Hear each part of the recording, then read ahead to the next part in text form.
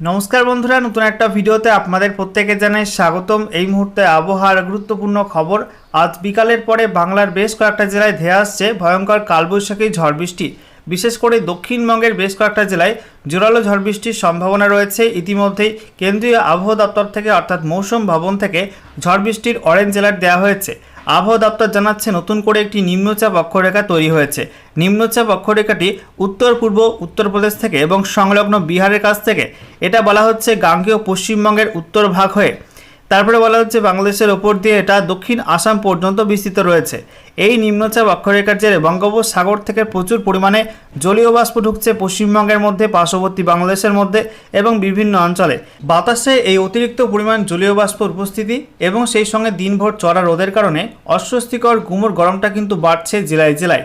সেই সঙ্গে উত্তরবঙ্গের উপর এবং সংলগ্ন অঞ্চলে একটি সাইক্লোনিক সার্কুলেশন বা ঘূর্ণাবর্ত এই মুহূর্তে রয়েছে।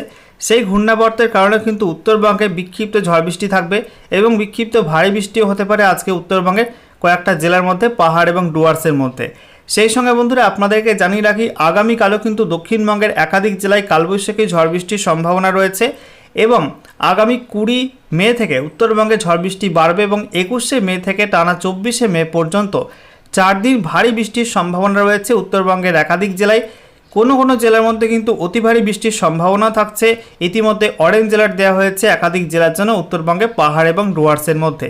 তো বন্ধুরা, আজকের ভিডিওতে আমরা বিস্তারিত আলোচনা করব এই মুহূর্তে আলিপুর আবহাওয়া দপ্তর থেকে এবং সেই সঙ্গে কেন্দ্রীয় আবহাওয়া দপ্তর থেকে নতুন করে কী কী ওয়েদার ওয়ার্নিং দেওয়া হয়েছে, একই সঙ্গে লেটেস্ট স্যাটেলাইট ইমেজ কী আপডেট দিচ্ছে, লেটেস্ট বুলেটিনে কী কী জানানো হচ্ছে, কোথায় কী ওয়েদার সিস্টেম রয়েছে, সমস্ত কিছু আপনাদের পরপর জানাবো এই ভিডিওটার মাধ্যমে।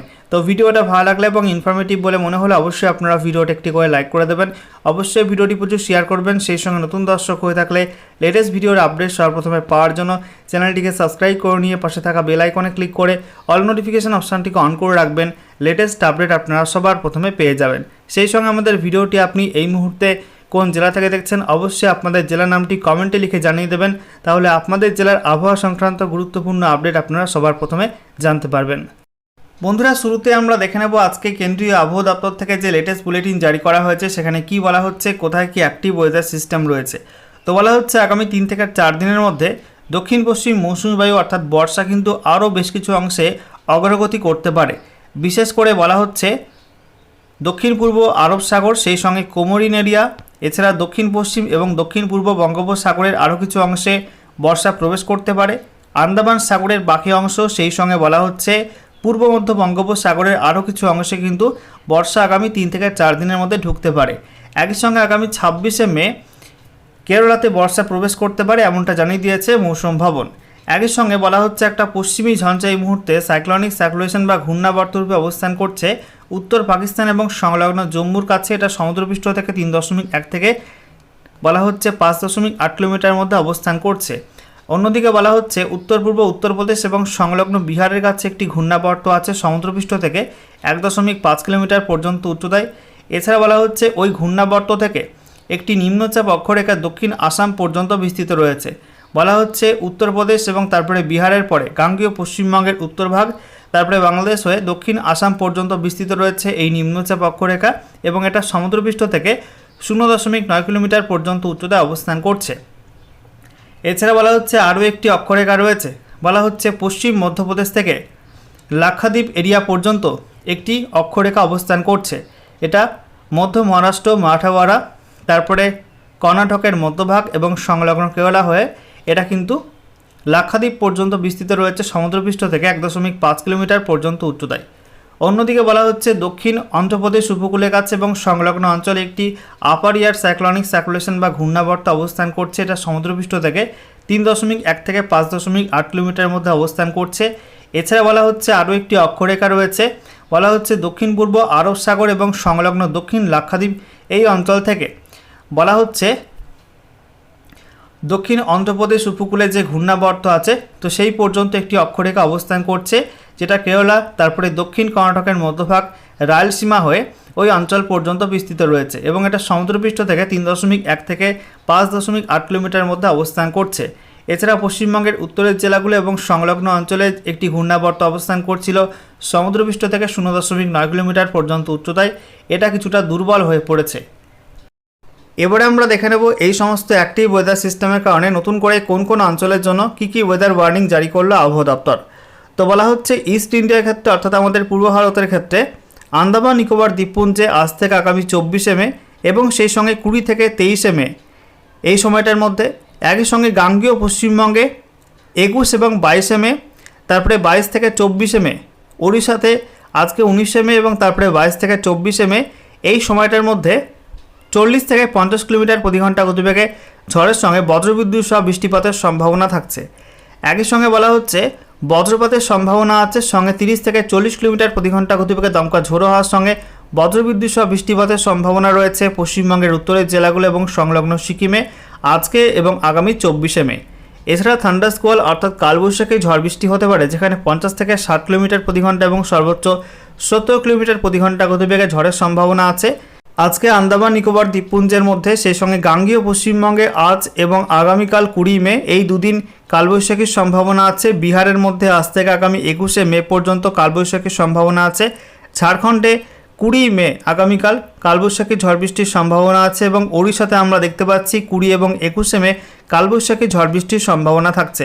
এছাড়া বিক্ষিপ্ত ভারী বৃষ্টি হতে পারে আন্দামান নিকোবর দ্বীপপুঞ্জে এই সপ্তাহ জুড়ে পশ্চিমবঙ্গের উত্তরের জেলাগুলো এবং সংলগ্ন সিকিমে 21 মে, 23 মে এবং 24 মে এই 3 দিন বিক্ষিপ্ত ভারী বৃষ্টির সম্ভাবনা আছে এবং পশ্চিমবঙ্গের উত্তরের জেলাগুলোর কিছু কিছু অংশে বিক্ষিপ্তভাবে অতি ভারী বৃষ্টি হতে পারে আগামী 22 মে। এছাড়া উত্তর পূর্ব ভারতের ক্ষেত্রে বলা হয়েছে বেশি মাত্রায় ঝড় বৃষ্টি হতে পারে আজকে অরুণাচল প্রদেশের মধ্যে, সেই সঙ্গে 22 থেকে 24 মের মধ্যে কিন্তু বেশি মাত্রায় ঝড় বৃষ্টির সম্ভাবনা রয়েছে।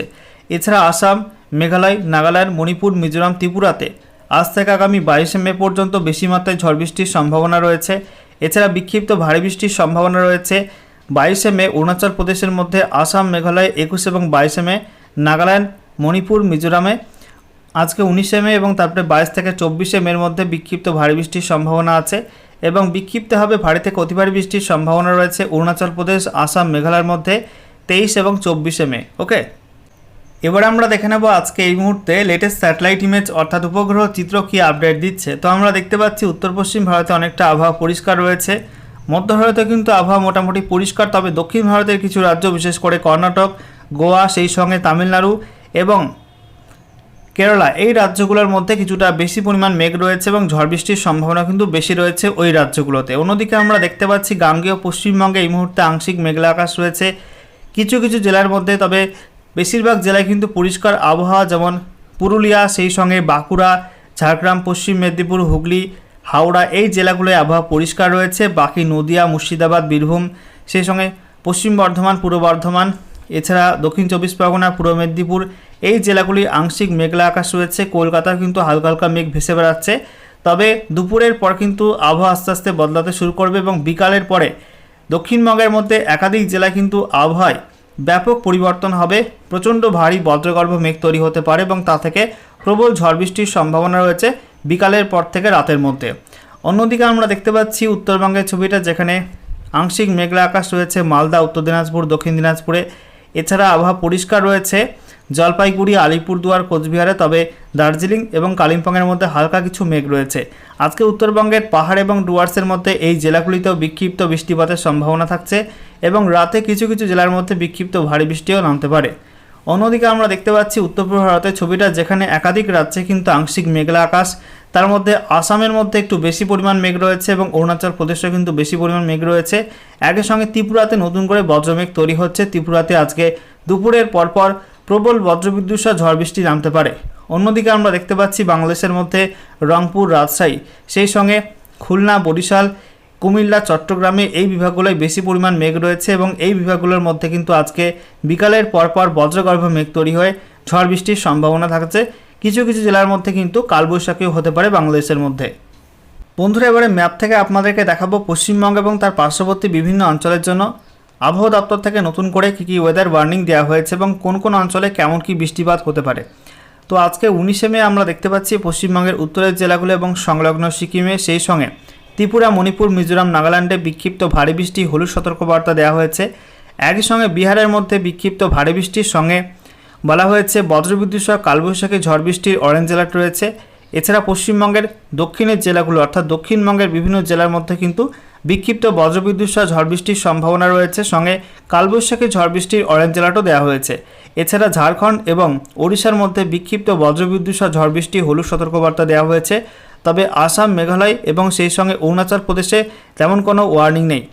বৃষ্টিপাতের ক্ষেত্রে আমরা দেখতে পাচ্ছি পশ্চিমবঙ্গে উত্তর থেকে দক্ষিণ সর্বত্র, সংলগ্ন সিকিম এবং উত্তর পূর্ব ভারতের প্রত্যেক রাজ্যে কিন্তু হালকা থেকে মাঝারি মাত্রার বৃষ্টি হতে পারে, কোথাও কোথাও বিক্ষিপ্ত ভারী বৃষ্টির সম্ভাবনা থাকছে।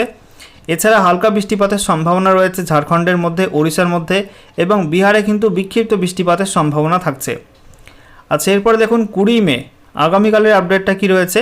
তো আগামীকাল 20 মে আমরা দেখতে পাচ্ছি পশ্চিমবঙ্গের উত্তরের জেলাগুলো এবং সংলগ্ন সিকিমে বিক্ষিপ্ত বজ্রবিদ্যুৎ সহ ঝড় বৃষ্টি হলুদ সতর্কবার্তা দেওয়া হয়েছে। এছাড়া পশ্চিমবঙ্গের দক্ষিণের জেলাগুলো, সেই সঙ্গে ওড়িশা, এছাড়া বিহার, ঝাড়খণ্ড এই রাজ্যগুলোই বজ্রবিদ্যুৎ সহ কালবৈশাখী ঝড় বৃষ্টির অরেঞ্জ অ্যালার্ট দেওয়া হয়েছে। এছাড়া উত্তর পূর্ব ভারতের কোনো রাজ্যে কিন্তু কোনো ওয়ার্নিং নেই। আগামীকাল বেশি মাত্রায় বৃষ্টি হতে পারে পশ্চিমবঙ্গের উত্তরের জেলাগুলো এবং সংলগ্ন সিকিমে, সেখানে ফেয়ারলি ওয়াইড স্প্রেড রেনের সম্ভাবনা রয়েছে। এছাড়া বিহার, গাঙ্গেয় পশ্চিমবঙ্গ এবং উত্তর পূর্ব ভারতের প্রত্যেক রাজ্যেই হালকা থেকে মাঝারি মাত্রায় বৃষ্টিপাতের সম্ভাবনা থাকছে। এছাড়া ঝাড়খণ্ড এবং ওড়িশার মধ্যে হালকা বৃষ্টিপাতের সম্ভাবনা থাকছে। এরপর 21শে মে আমরা দেখতে পাচ্ছি পশ্চিমবঙ্গের উত্তরের জেলাগুলোয় বিক্ষিপ্ত ভারী বৃষ্টি সঙ্গে বিক্ষিপ্ত বজ্রবিদ্যুৎ সহ ঝড় বৃষ্টি হলুদ সতর্কবার্তা দেওয়া হয়েছে। এছাড়া ঝাড়খণ্ড এবং গাঙ্গেয় পশ্চিমবঙ্গের মধ্যে বিক্ষিপ্ত বজ্রবিদ্যুৎ সহ ঝড় বৃষ্টি হলুদ সতর্কবার্তা দেওয়া হয়েছে। বিহার এবং ওড়িশার মধ্যে বিক্ষিপ্ত বজ্রবিদ্যুৎ সহ কালবৈশাখী ঝড় বৃষ্টির অরেঞ্জ অ্যালার্ট দেওয়া হয়েছে। এছাড়া আসাম, মেঘালয়ের মধ্যে বিক্ষিপ্ত ভারী বৃষ্টির হলুদ সতর্কবার্তা দেওয়া হয়েছে। তবে বাকি ত্রিপুরা, মণিপুর, মিজোরাম, নাগাল্যান্ডে এবং অরুণাচল প্রদেশের মধ্যে কোনো ওয়ার্নিং থাকছে না। বৃষ্টিপাতের ক্ষেত্রে আমরা দেখতে পাচ্ছি বেশি মাত্রায় বৃষ্টি হবে পশ্চিমবঙ্গের উত্তরের জেলাগুলো এবং সংলগ্ন সিকিমে, সেখানে ওয়াইড স্প্রেড রেনের সম্ভাবনা রয়েছে। এছাড়া একটু কম বৃষ্টি হতে পারে ত্রিপুরা, মণিপুর, মিজোরাম, নাগাল্যান্ডে, সেখানে ফেয়ারলি ওয়াইড স্প্রেড রেনের সম্ভাবনা রয়েছে। সেই সঙ্গে আসাম, মেঘালয়, অরুণাচল প্রদেশে হালকা থেকে মাঝারি মাত্রার বৃষ্টি হতে পারে।